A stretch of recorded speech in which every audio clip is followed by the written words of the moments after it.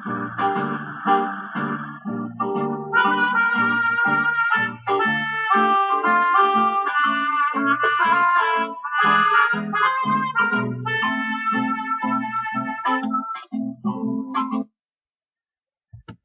guys, welcome back to my YouTube channel. Today we'll be doing a nice integral that's really innocent to look at, but it turns out to be an ugly monster with a lot of infinities popping up, and let's get to it, and you'll see what I'm talking about. So we have the original problem, let's call it I, that's defined as the integral from 0 to pi over 2 of the cotangent of x times the natural log of the secant of x dx. Now, if you are really used to seeing derivatives of functions, you might remember that the derivative of this term, the natural log of secant of x, is just the tangent of x. Well, we could have totally done u substitution in our original problem if there wasn't this cotangent of x. I mean, instead of this cotangent, if there was a tangent, we would have just done u substitution and we would have ended the question. But sadly, we can't do that, so we'll have to use something else. So, firstly, we don't like the cotangent like this, so let's convert it into the tangent. We have the natural log of the secant of x divided by the tangent of x dx. Now, we have a secant of x as our principal argument inside the natural log. So, what's the derivative of the secant of x? If you remember your derivatives properly, it's the secant of x times the tangent of x. So, we want to introduce this term inside this integrand. So, basically, that's to say that we'll have to multiply and divide by sec x tan x. And then divide by sec x tan x. So, 1 sec x, and then tan x into tan x is tan squared x. Don't forget the dx. Well, we can write the tan squared of x as follows. So we have secant x tan x times the natural log of the secant of x all over secant of x. And now what is tan squared? That's right, secant squared x minus 1. That's the square identities of trigonometric functions. So yes, we have everything in terms of secant of x, and the derivative of the secant of x is present quite evidently in the numerator. So let's go ahead and do our beloved u substitution. So let u equal the secant of x. So du is naturally secant of x times the tangent of x dx. And when u is 0, the secant of x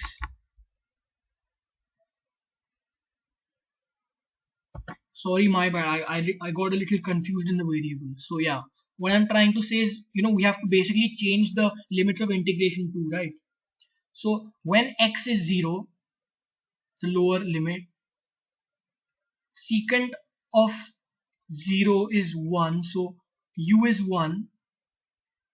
And when x is pi over 2, well, secant of pi over 2 is, well, 1 over cos of pi over 2, which is 1 by 0. You can say it's infinity. So u is infinity. So great, we have everything in place. Let's just write our I as the integral from u equals 1 to u equals infinity of, now everything we have to convert in the u world, right? So instead of this secant of x, put a u. So natural log of u divided by u times u squared minus 1 du, because sec x tan x dx is nothing but du.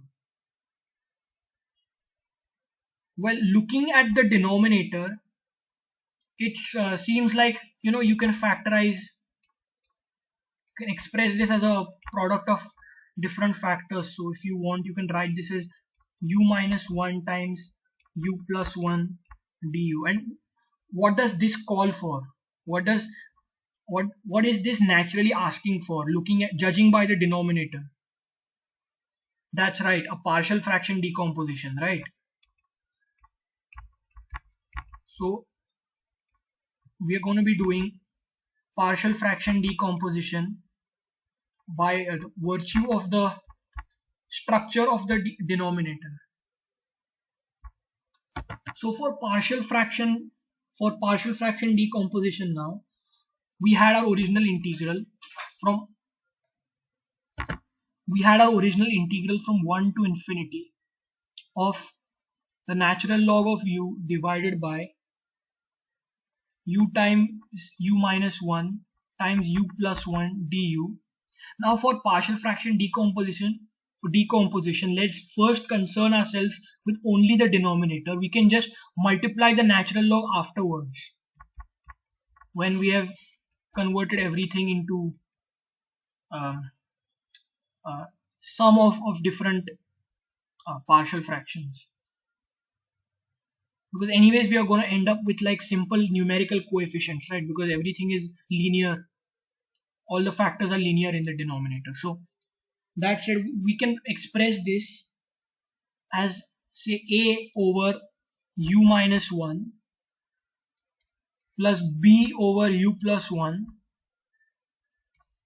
plus c over u.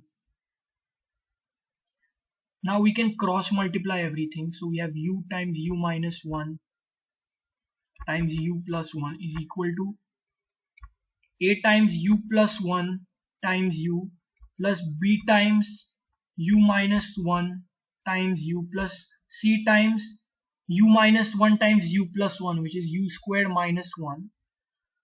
And then they're going to have u times u minus 1 times u plus 1 in the denominator. So we can cancel out the denominators. So basically we have 1 is equal to, now let's just multiply everything. We have au squared plus au plus bu squared minus bu plus cu squared minus c.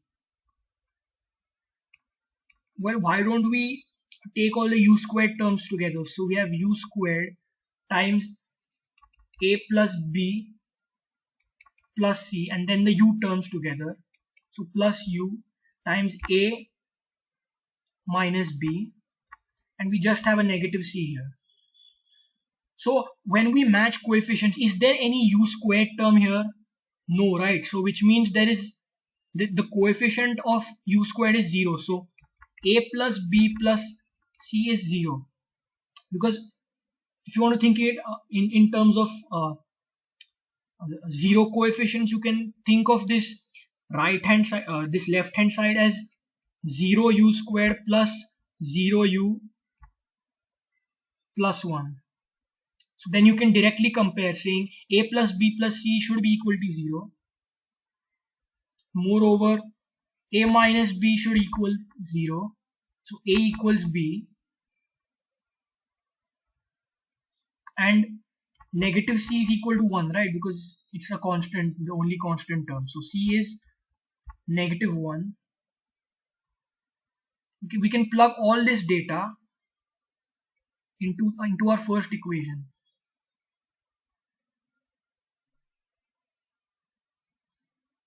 So a plus a is equal to b, right? So instead of b you can write a. So a plus a is 2a, c is a negative 1 is equal to 0. So a equals half and a is equal to b, so even b equals half. So we have a equals b is equal to half, and c is just negative 1. We know that from the start. Great, we found our values of the coefficients. Now we can express our original integral in terms of a over first factor plus b over second factor and so on. So we can express I as, well, what was I? Let's just write it again. So natural integral from 1 to infinity of the natural log of u over u times u squared minus 1, right? And we just broke it up into, well, we have to multiply the natural log in the numerator now. So a times the first factor, right? So what's a? Half. Don't forget the natural log over u minus 1 du plus, again, then b is half again. Don't forget the natural log. The natural log of u over u plus 1 du. And then finally, negative integral from 1 to infinity of the natural log of u over u du. So that's basically our I. These three terms, these three integrals are basically our I. So we can actually calculate them separately. So when we talk of calculating stuff separately, let's call the second term and the third term together as say I1. So let me just explain again what's I1. So I1 is basically the second term, half of the integral from 1 to infinity of the natural log of u over u plus 1 du, and also the third term, so minus the integral from 1 to infinity of natural log of u over u du. Okay, and so that's to say that our I in total is this first term, half of the integral from 1 to infinity of ln of u over u minus 1 du plus I1, and we defined I1 to be this, right? So before we proceed with calculating I1 separately on a new page, I would like to remind you of a great identity that we have. So we know, more like it's given, that the integral from say 1 to variable v of the natural log of t over 1 minus t is equal to the dilogarithm of 1 minus v. So that's one great identity we know. Now we want to convert this part, this first part, in terms of this. So we want to write it in terms of a dilogarithm, because trust me, it will simplify things way more for us. Instead of writing an integral, we directly write a special function. So let's see what we can do with the first part. Now noticing the denominator, we have 1 minus the variable over here, and we have a variable minus 1. So why don't we multiply and divide by a negative sign? So you have negative half of the integral from 1 to infinity of the natural log of u over 1 minus u du, and then we always have the I1 that we're going to evaluate later on. Well, great, now it fits the form, right? But instead of this infinity, let me just express this differently.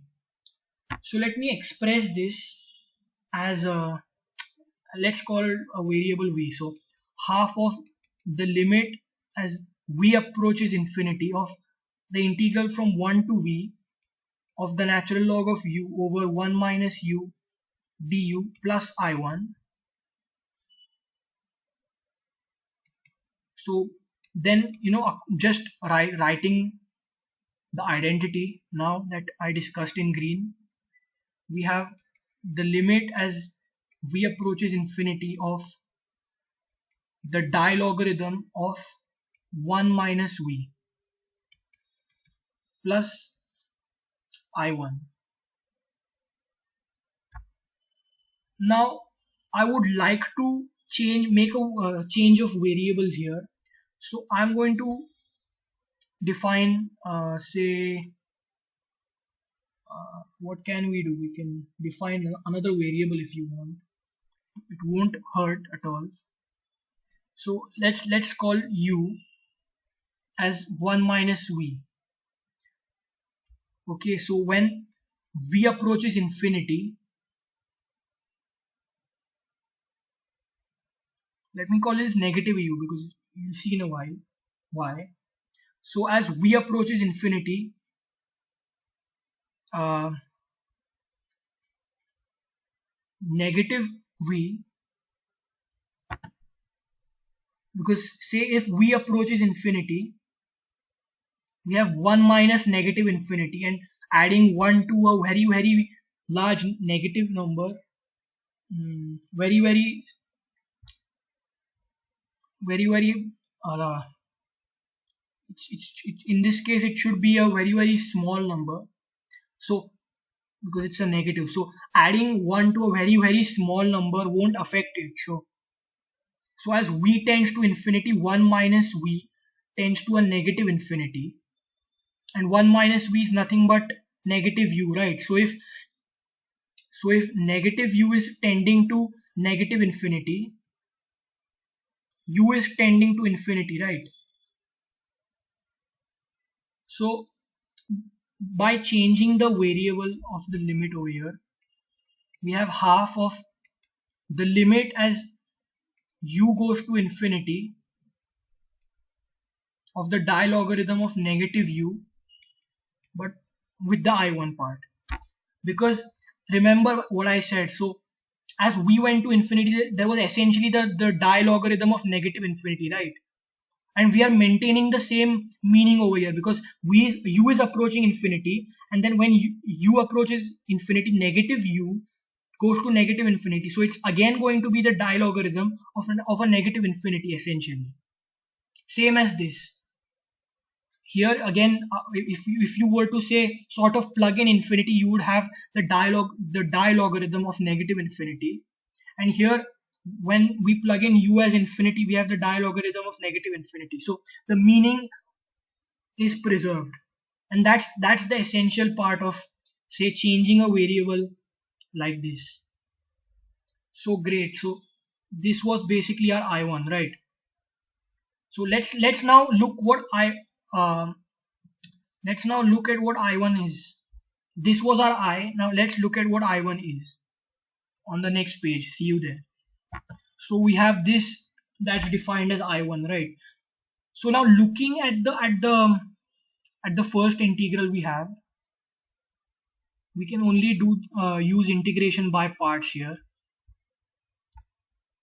and we can do this about at the end of it. So first integration by parts. So let's first define what we are going to differentiate and what we are going to integrate. So it is going to be a very good idea if we can integrate this, and if we can say differentiate this, because integrating a natural log is a big pain, trust me.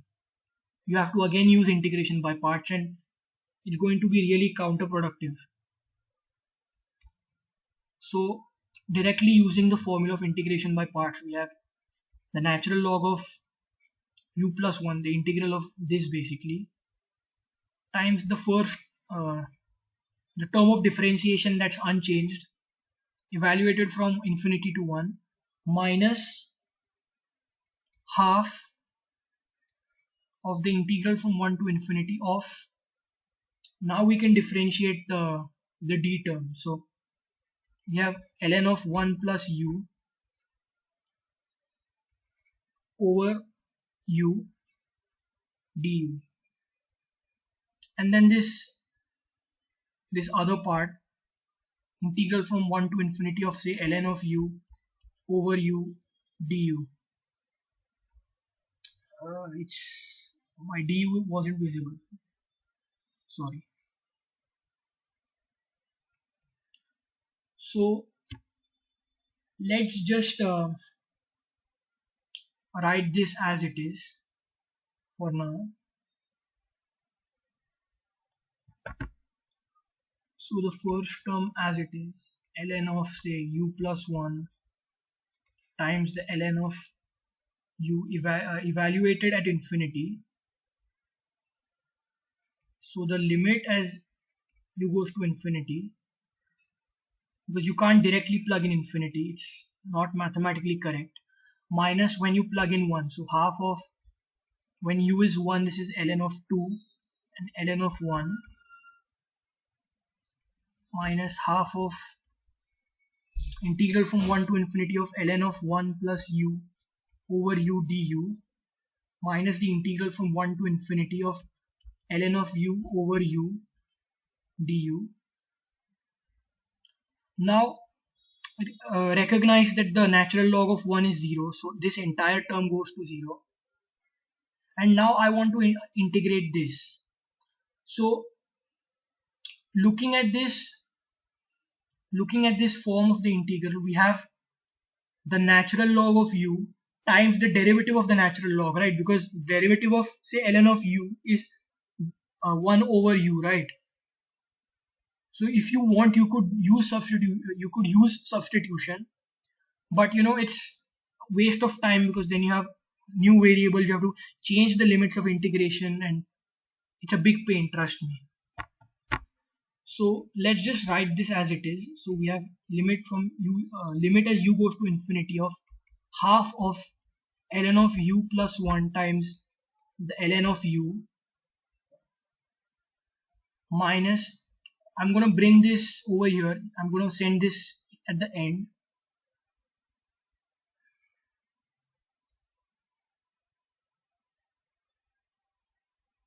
So limit as so integral from 1 to infinity of ln of u over u du minus half of the integral from 1 to infinity of ln of 1 plus u over u du.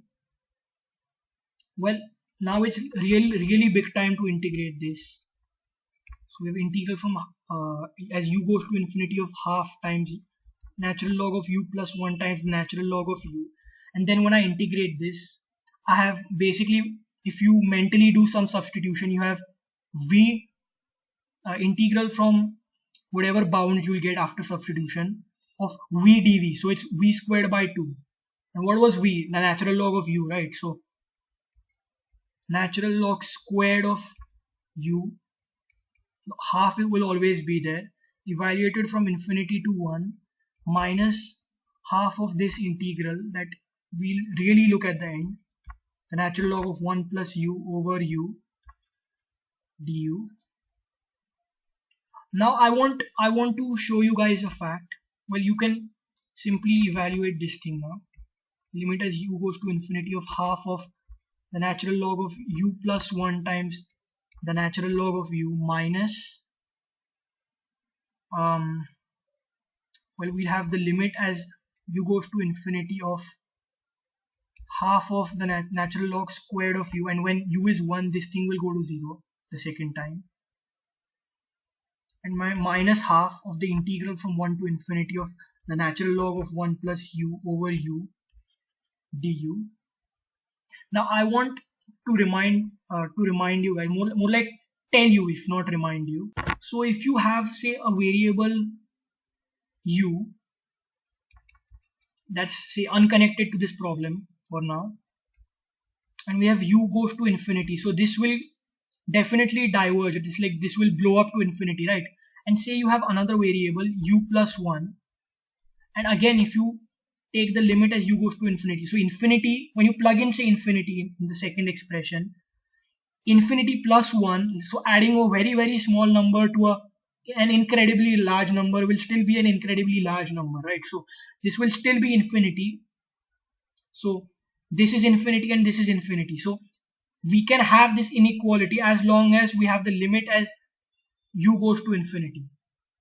While great, I'm glad that you can see this fact, because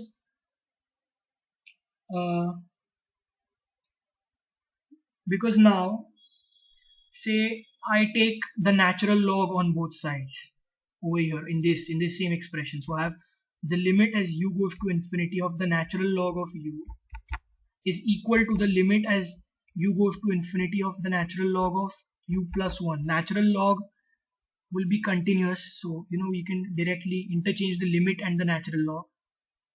And now why don't I multiply again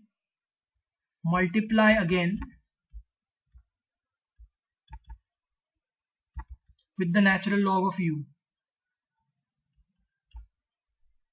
So when I do that, I'll have the limit as u goes to infinity of say natural log of u into natural log of u is natural log squared of u is equal to the limit as u goes to infinity of the natural log of u plus 1 times the natural log of u. So well, we have established an incredible equality over here in the limit.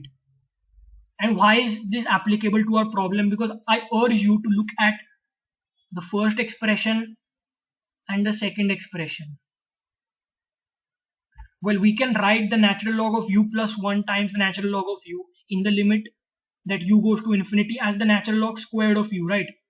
By the inequality that the equality that I just showed you over here. So let's do that. So instead of the limit as u goes to infinity of ln of u plus 1 times the natural log of u, I have half as it is times the natural log squared of u because of this equality. Why am I saying inequality? Because of this equality, and then minus the limit as u goes to infinity of half of the natural log squared of u. So the second term as it is, and then this other integral over here minus half of the integral from 1 to infinity of the natural log of 1 plus u over u du.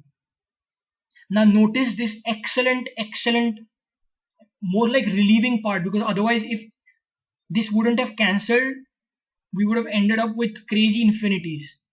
So notice that this part and this part will cancel out brilliantly, and all we are left with is negative half of the integral from 1 to infinity of the natural log of 1 plus u over u du. But whatever were we calculating? We were calculating I1, right? What was I1? Let's just scroll up. You can see I1 was basically the second and the third integral after the original dilogarithm part that I showed you. Well, great. Now we know our I1. Let's just recombine everything to form an I expression. So what was I? I was basically negative half of the limit as u goes to infinity of the dilogarithm of negative u plus I1, and we calculated I1, right?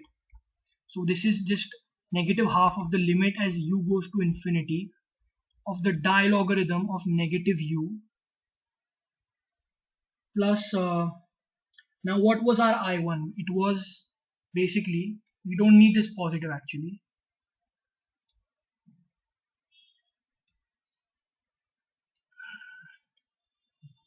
It was basically negative half of the integral from 1 to infinity of the natural log of 1 plus u over u du, right? So the only thing that's left to do, if you ask me, is to calculate this integral over here. Now how can we do that? Well, noticing the form of the numerator, we might be tempted to use the Taylor series. And yeah, that's a really good way of going forward now.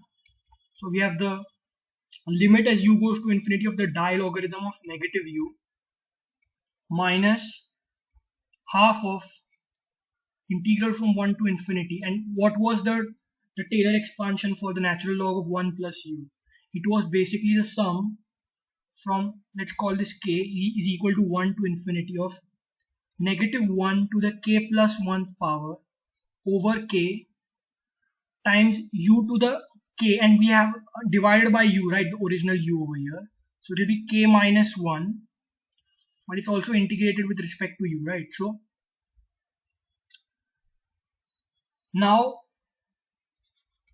assuming uniform conversions. In ideal case, you need to show that you need to justify why you can interchange the infinite sum and the integral. But let's just assume uniform conversions here. So we have minus half times the limit as u goes to infinity of the dilogarithm of negative u minus half of the sum now from k equals 1 to infinity. Now let's take the all the terms that depend only on k outside. So negative 1 to the k plus 1th power over k, and the integral from say 1 to infinity of u to the k minus 1 du. We can actually calculate this. So the first term as it is, and we can integrate this sum from k equals 1 to infinity of negative 1 to the k plus 1 power over k. Integrating this, we have a u to the k divided by k, so k squared in the denominator, evaluated from infinity to 0. So for the infinity case, let's write that as a limit. Okay, so we have a negative half of the limit as say u goes to infinity of the sum from k equals 1 to infinity of negative 1 to the k plus 1 power times u to the k over k squared, and this minus will make a plus half of the sum from k equals 1 to infinity of minus 1 to the k plus 1 power over k squared, because 1 to the kth power is always 1. Great. Now we want to convert this somehow into a dilogarithm term. So the first term as it is, limit as u goes to infinity of the dilogarithm negative u, and we have why don't we also multiply a negative inside, so we obtain a positive outside. The limit as u goes to infinity of the sum from k equals 1 to infinity of, say, when we suck up a negative 1, it will add to the power, so we'll have k plus 2 u to the k over k squared. And what does this look like? That's right, it's the Dirichlet eta of 2 because of the k squared. Well, great. So we have negative half times the limit as u goes to infinity of the dilogarithm of negative u. So essentially I was equal to minus half of the limit as u goes to infinity of the dilogarithm of negative u plus half of the limit as u goes to infinity of the sum from k equals 1 to infinity of negative 1 to the k plus 2 because we sucked up a negative that was outside, times u to the k over k squared plus half of the Dirichlet eta of 2. Fine, that's a lot to say. Now negative 1 to the k can be broken as negative 1 to the k times negative 1 squared, right, by the properties of exponent. So negative 1 squared or negative 1 to any even power is always 1. So all we are left with is negative 1 to the kth power. So we have half of the limit as u goes to infinity of the dilogarithm of negative u plus half of the limit as u goes to infinity of sum from k equals 1 to infinity of negative 1 to the kth power times u to the kth power over k squared plus half of the Dirichlet eta of 2. Now what we can do is we can take the negative 1 and u in a common power. So the rest is as it is plus half of the limit as u goes to infinity of the sum from k equals 1 to infinity of negative u to the kth power over k squared plus half of the Dirichlet eta of 2. Now what is this? We can write this as a dilogarithm form, right? So if before you were concerned why we have this dilogarithm of a negative infinity over here, it conventionally would blow up into a negative infinity. I mean, we carried the concern with us along because we kept rewriting this term, hoping that it's just like a regular term, ignoring the fact that it would really blow up to a really really small negative infinity basically. But I'll show you why we should forget our concerns, because there's going to be a big explosion now. So when we convert this into a dilogarithm form, we have half of the limit first as u goes to infinity of the dilogarithm of negative u plus half of the Dirichlet eta of 2. And you might have seen the explosion already, felt it. I'm sorry, I forgot to write the negative on the first term. So now you might have really experienced the explosion. The explosion is that these two terms are same but with opposite signs. So we can just cancel it out conveniently, and that's what I call true relief, because we got rid of the negative infinity terms. We got rid of the terms giving us negative infinity, right? Because otherwise it would have really blown off to a really really small number. So all we are left with, so I is basically half of the Dirichlet eta of 2. So we know that I is nothing but half of the Dirichlet eta of 2. And what's the Dirichlet eta of 2? Yes, it's pi squared over 12. So in the end, I is nothing but pi squared over 24. Yes, it's an extremely fascinating result. I mean, the pi just pops up by the virtue of this Dirichlet eta function. But it's quite unexpected, because I mean, all the process that we did was quite unexpected. Our integrand looked really really innocent. Because let me remind you what I was. I was the integral from 0 to pi over 2 of the cotangent of x times the natural log of the secant of x dx, and we just calculated that to be equal to pi squared over 24. I mean, by looking at it, you won't have guessed that this would really yield a dilogarithm expression that would essentially in the limit blow up to a negative infinity, but then those negative infinities would cancel off, like just like the natural log squared terms got cancelled off.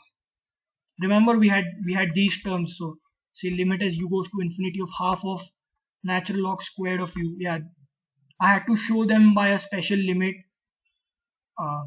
and then they eventually cancelled off two of those. So there were many infinity tending terms that cancelled off, and in most cases people would have just looking at the negative infinities or the terms that were blowing up would have given up, thinking that something was wrong with their calculation. But we have to always assure ourselves that we are going in the right direction, because I think another integral video that I'm going to be doing is going to be having this same trick of cancelling infinities, because it's a really really beautiful trick actually. So there's going to be a lot of drama in next integral as well, with Feynman integration and everything else. So I really hope you like this video. Please click the like button, share, subscribe. If you have any doubts, you can reach me in the comment sections. Meanwhile, have a great day. Stay in, stay safe. Peace out.